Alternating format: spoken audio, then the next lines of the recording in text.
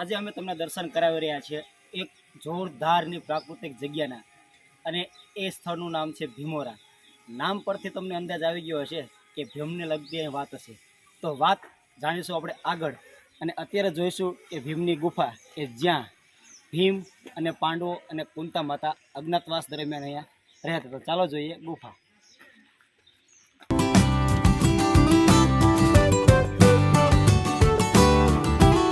અત્યારે આપણે જોઈ રહ્યા છીએ ભીમની એક ગુફા કે જ્યાં ભીમ અને પાંડવો રહેતા હતા, કુંતા માતા જ્યાં રસોઈ બનાવતા હતા. ચાલો મુલાકાત કરીએ તે ગુફાની.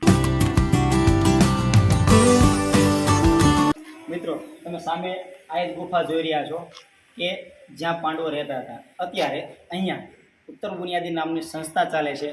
અહીંયા વિદ્યાર્થીઓ રહે છે, અને આ સંસ્થા દ્વારા જ આ સંપૂર્ણ જગ્યા છે એની જાળવણી કરવામાં આવી રહી છે. અને સંસ્થામાંના જ એક વ્યક્તિ એટલે સૌજીભાઈ, કે જેમને તમે આ જોઈ શકો છો, બધા પેઇન્ટિંગ્સ બનાવ્યા છે. તમે આ પેઇન્ટિંગ પણ જુઓ. અત્યારે આ જગ્યા ઉપર ઓડિટોરિયમ એટલે કે સ્કૂલને લગતા કાંઈ પણ સાંસ્કૃતિક કાર્યક્રમ હોય તો તે આ જગ્યા પર કરવામાં આવે છે. આ સ્ટેજ છે અને તેની સામે જ આ વિશાળ જગ્યા છે. બહુ જ સરસ મજાની જગ્યા છે. એકવાર મુલાકાત લેવા જેવી આ જગ્યા છે.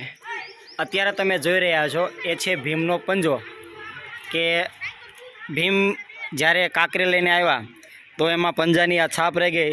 તમે જોઈ શકો છો કે અહીંયા આ રીતના પંજો છે કે જેમાં 1, 2, 3 અને 4 આંગળી છે, અને અહીંયા આ અંગૂઠાનું નિશાન છે.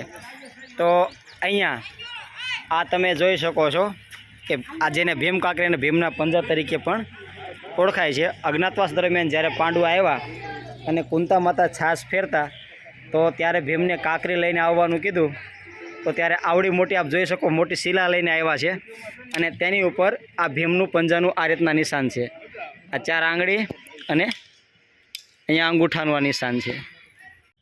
અહીંયા પાછળ મારી પાછળ જે આપ કુબા જેવું જોઈ રહ્યા છો, ત્યાં 1995માં મોરારી બાપુ આવ્યા સવસીભાઈ મકવાણાની પ્રેરણાથી. એ આધ્યાત્મિકતામાં બહુ માનતા ધર્મમાં, તો એમને આમંત્રણ સ્વીકાર્યું, અને આ સંસ્થા જોઈને મોરારી બાપુ બહુ પ્રભાવિત થઈ ગયા હતા.